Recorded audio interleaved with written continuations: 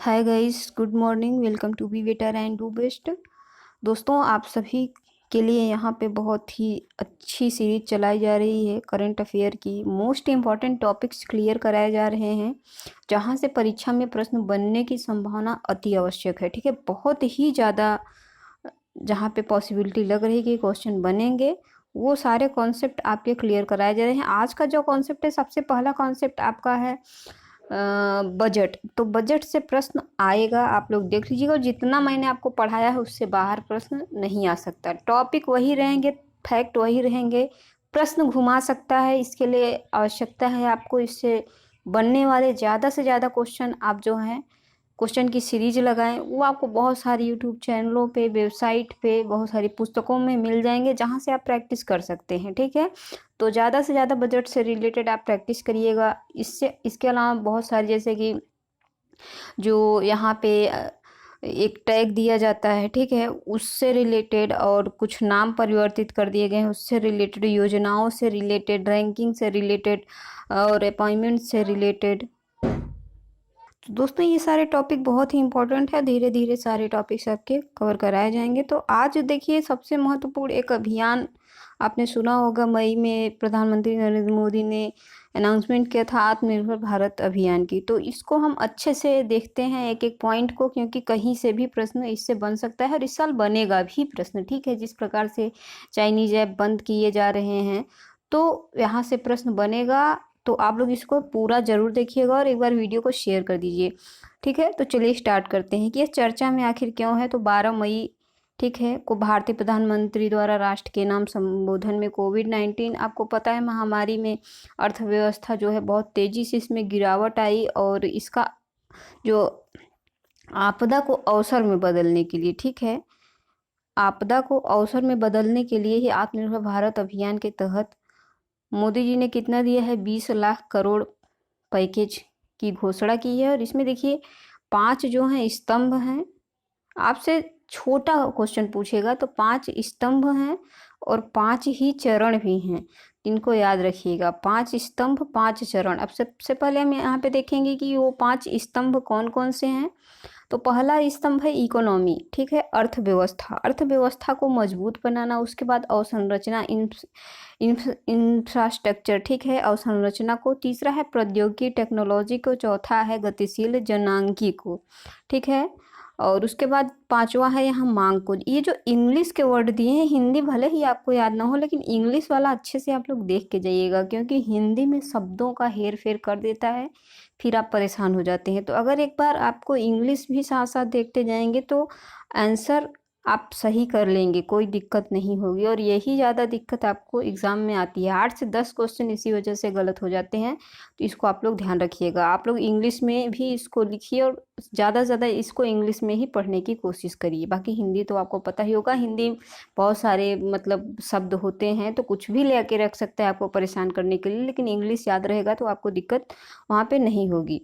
तो ये 5 स्तंभ थे, आपको याद रखना है। अर्थव्यवस्था, अवसंरचना, प्रौद्योगिकी, गतिशील जनसांख्यिकी और मांग।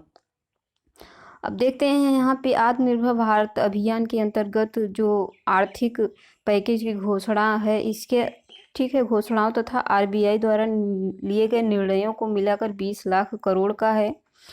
तो ये जो 20 लाख करोड़ है वो किसके बराबर है, कभी कभी पूछ सकता है। तो हमारा जो जीडीपी है, सकल घरेलू उत्पाद है, उसका लगभग 10%, ठीक है, उसका लगभग 10% है। और अभी आपको एक क्वेश्चन बताना है जो हमने आपको पढ़ाया है कि शिक्षा पे, ठीक है, शिक्षा पे जो है इस बार बजट में कितने परसेंट जो है राशि देने की घोषणा की गई है, पूरी जीडीपी का कितना परसेंट शिक्षा पर व्यय किया जाएगा, इसको आप लोग बताइएगा कमेंट करके। अब यहाँ पे देखिए, ये जीडीपी का 10% है, जो 20 करोड़ दिया गया है जीडीपी का 10% है, इसको याद रखिएगा। और इस पैकेज में ध्यान केंद्रित किया गया है 4 चीज़ों पे। ध्यान केंद्रित किया गया है 4 चीज़ों पे। इनको 4 यल आप करके याद रख सकते हैं। क्या कर सकते हैं? 4 यल। इंग्लिश में याद करिए, कोई दिक्कत नहीं होगी, ठीक है। तो यहाँ पे देखिए, land, labour, liquidity and law. Land, labour, liquidity and law. Land, labour, liquidity and law. Land, labour, liquidity and law. अब land, labour, liquidity and law किसको हिंदी नहीं पता होगा? लेकिन हिंदी की भी हिंदी बड़ी ज़बरदस्त होती है, परेशान करेगा आपको एग्ज़ाम में। तो इंग्लिश पहले याद करिए, land, labour, liquidity and law. पहले इंग्लिश आप पढ़िए, उसके बाद हिंदी पढ़िए, ठीक है। तो पहले जो आप पढ़ेंगे वो चीज़ें आपको ज़्यादा याद रहेंगी, और अगर इंग्लिश याद है, हिंदी न भी याद रहे तो भी आप जो है उससे निकाल सकते हैं। लैंड का मतलब किसको नहीं पता, लेबर का मतलब किसको नहीं पता, लिक्विड होता है लिक्विडिटी हो जाएगा, तरलता हो जाएगा। लॉ मतलब कानून होता है, तो भूमि, श्रम, तरलता और कानून। Land, labour, liquidity and law, 4L आप याद रखिएगा इसको। तो इन चार, ठीक है, 4 बातों पर ध्यान केंद्रित किया जाएगा, ये महत्वपूर्ण केंद्र बिंदु होंगे। अब देखते हैं यहाँ पे 5 चरण जो हैं। अभी हमने देखा 4L को देखा, और 5 जो हैं स्तंभ को देखा था हमने, ठीक है। 5 स्तंभ को देखा, 4L को देखा। 4L में कौन था? लैंड था, लेबर था, लिक्विडिटी था और लॉ था। 5 स्तंभ में हमने क्या देखा था? अर्थव्यवस्था को देखा था, अवसंरचना को देखा था, और क्या क्या देखा था 5 स्तंभ में हमने? तो यहाँ पे आप अच्छे से इसको देख लीजिए। उसके बाद टेक्नोलॉजी को भी देखा था, डिमांड को भी देखा था, ठीक है। और यहाँ पे गतिशील जननांगी को भी देखा था। तो डेमोग्राफी आप याद रखिएगा इसको। चलिए पहला चरण देख लेते हैं। तो इस पे कुल जो है लगभग 6 लाख करोड़ के समथिंग पैसा यहाँ पे खर्च किया जाएगा। तो वैसे भी नहीं याद है तो 6 लाख करोड़ याद रख लीजिए, और 5.94 आपको समझ में आ जाएगा। देखिए कभी कभी लगभग ही पूछता है, वैसे नहीं, तो इसको याद रखिएगा। और ठीक है, ये जो है छोटे मोटे व्यवसाय, ठीक है, उनको कर्ज देगा। गैर बैंकिंग वित्तीय कंपनी और विद्युत वितरण में सहायता देने की घोषणा की गई है इसके थ्रू। अब यहाँ पे देखिए जो इम्पोर्टेंट है, MSME की परिभाषा में परिवर्तन किया गया है। MEM, ठीक है, MSMES, तो ठीक है, उसको परिभाषित करने के लिए अब निवेश और वार्षिक कारोबार का उपयोग किया जाएगा। तो ये सब इतना इम्पोर्टेंट नहीं है, जो इम्पोर्टेंट है हम आपको यहाँ पे बताते चलेंगे। अब यहाँ पे कुछ यहाँ पे देखिए दिया गया है कि जो गैर बैंकिंग वित्तीय कंपनियाँ हैं उनके लिए 30,000 करोड़ दिया गया है, और उसके बाद तरलता योजना की घोषणा के साथ 2,000 करोड़। और यहाँ पे देख सकते हैं बिजली वितरण कंपनियों में 90,000 करोड़ दिया गया है। और तरलता जो प्रधानमंत्री गरीब कल्याण योजना है, इसको भी आप याद रखिएगा। तो ये इतने डेप्थ में फैक्ट नहीं पूछे जाएंगे, आपको बस याद रखना है कि पहले चरण में कितना दिया गया है, इसको ध्यान रखिएगा। अगला जो है दूसरा चरण आता है, और दूसरे चरण में देखिए सभी भारतीय प्रवासी मजदूरों को मई और जून, ठीक है, 2 महीने तक खाद्यान्न आपूर्ति की जाएगी। क्या की जाएगी? खाद्यान्न आपूर्ति की जाएगी। तो पहले चरण में आपने क्या देखा था? पहले चरण में आपने क्या देखा था कि यहाँ पे जो ऋण देने की बात कही गई है, कर्ज देगा, ठीक है, कर्ज देने की बात कही गई है, ऋण देने की बात कही गई है पहले चरण में, ठीक है। उसके बाद यहाँ पे क्रेडिट कार्ड भी देने की बात कही गई है। दूसरे चरण में क्या आ जाएगा? खाद्य आपूर्ति होगी। क्या होगी? खाद्य आपूर्ति होगी प्रवासी मजदूरों को के लिए 2 महीने, जून और मई। इसको आप याद रखिएगा। इसके अंतर्गत क्या हो जाएगा? उचित मूल्य पर जो PDS होता है, सार्वजनिक वितरण प्रणाली को सुनिश्चित किया जाएगा। और इसके तहत एक महत्वपूर्ण दूसरा जो है, इसको याद रखिएगा, 1 nation 1 ration card. 1 nation 1 ration card जो है, मतलब कि इसके पहले क्या होता था कि आप जिस प्रदेश में हैं, जिस राज्य के निवासी हैं, आपका कार्ड वहीं पे ही काम करता था। अब ऐसे जैसे कि कहीं आपदा या आप अपने राज्य से दूसरे राज्य में हैं, तो वहाँ पे आपका जो है कार्ड काम नहीं करता था। तो अब एक कार्ड बनेगा, 1 जून से यह प्रभावी होगा, 1 जून से। और आप कहीं पे भी इस कार्ड का यूज कर सकते हैं। आप जो है मिनिमम प्राइस पे जो खाद्यान्न सामग्री है उसको ले सकते हैं, ठीक है। तो इसको आप याद रखिएगा। और 2021 तक, ठीक है, इसी योजना के तहत 2021 तक 100% राष्ट्रीय पोर्टेबिलिटी प्राप्त करना है। तो ये भी आप इसको याद रखिएगा।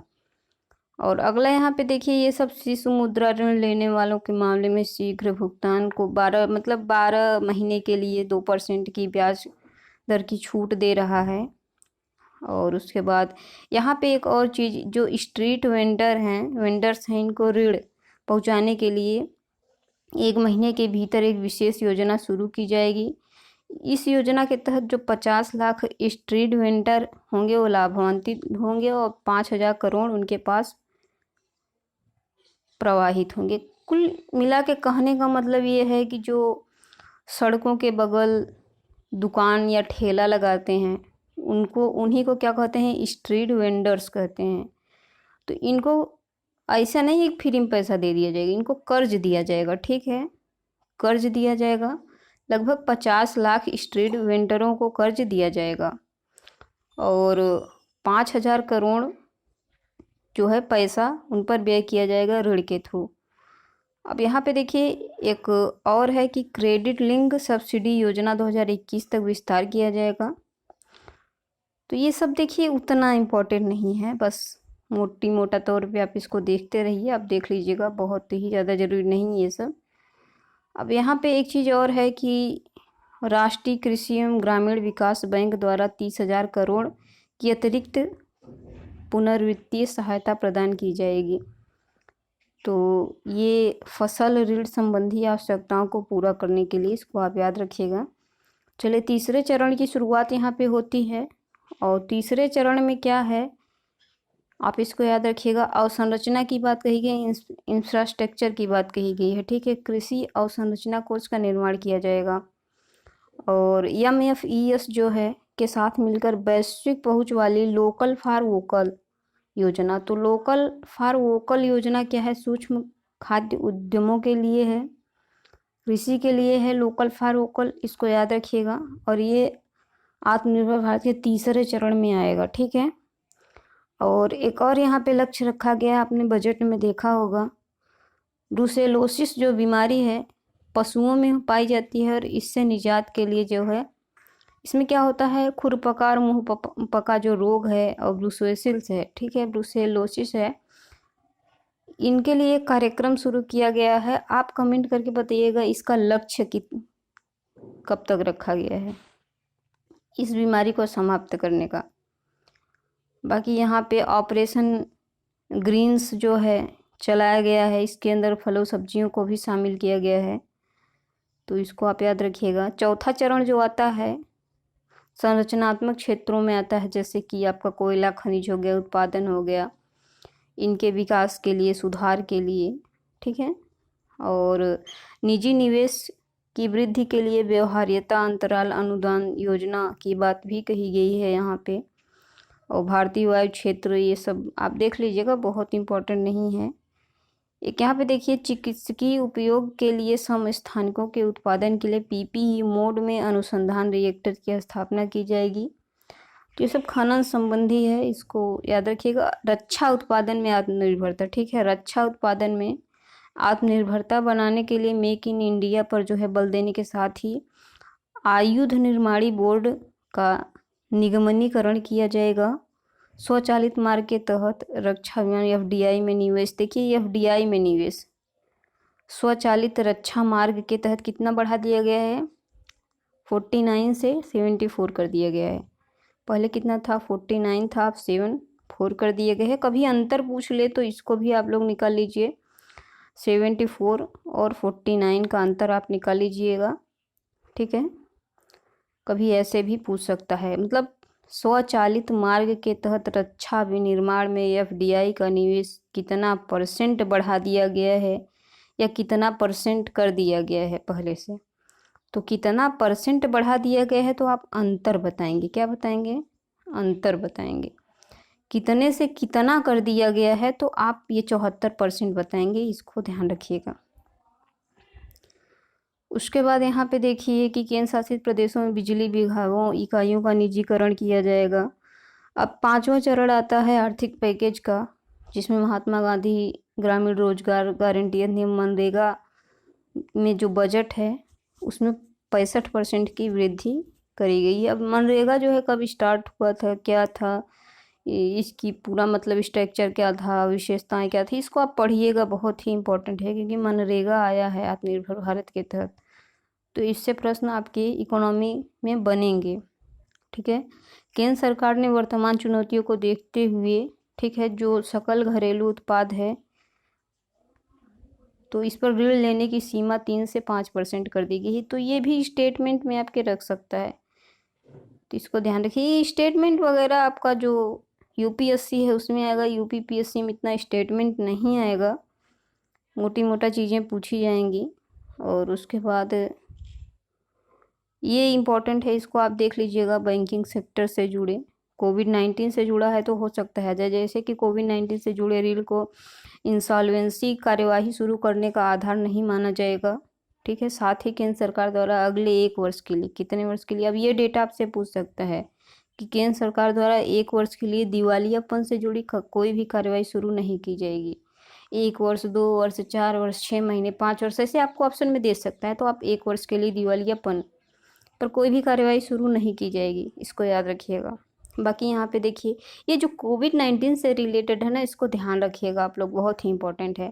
जैसे केंद्रीय वित्त मंत्री ने हर जिले में, ठीक है, हर जिले की बात कही जा रही है, संक्रामक रोग, क्योंकि कोविड जो है संक्रामक ही है, विशेष अस्पताल जो हैं और ब्लॉक स्तर पर प्रयोगशालाएं भी स्थापित करने की इन्होंने बात कही है। यहाँ पे छात्रों, शिक्षकों और परिवार के मानसिक स्वास्थ्य और भावनाओं के कल्याण के लिए मनोदर्पण नामक एक पहल शुरू की गई है।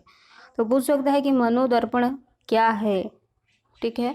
तो छात्रों, शिक्षकों, परिवारों के मानसिक स्वास्थ्य और भावात्मक कल्याण के लिए ये पहल शुरू की गई है। अब यहाँ पे देखिए, बहुत ही इंपॉर्टेंट है स्टूडेंट के लिए कि कोविड-19 में लॉकडाउन के कारण हो रहे अकादमिक नुकसान तो हो ही रहे, लगभग 6 महीने से सब ठप है, बंद है। तो पीएम ई विद्या योजना के तहत छात्रों को विभिन्न माध्यमों के जरिए शिक्षा उपलब्ध कराई। पीएम ई विद्या आपसे अगर पूछे तो आप याद रखिएगा, ठीक है। तो ये हमारा आत्मनिर्भर भारत यहाँ पे समाप्त हुआ। अगर आप लोग इसका पीडीएफ चाहते हैं तो आपको टेलीग्राम में मिल जाएगा, और आप टेलीग्राम ज्वाइन कर लीजिएगा ज़रूर से ज़रूर। टेलीग्राम में जाके बी बेटर अगर आप सर्च करेंगे, बी बेटर डू बेस्ट, तो आपको वहाँ पे मिल जाएगा, ठीक है। नहीं तो डिस्क्रिप्शन बॉक्स में आपको दे दिया जाएगा, तो आप लोग इससे ज़रूर जुड़िएगा। बहुत बहुत धन्यवाद।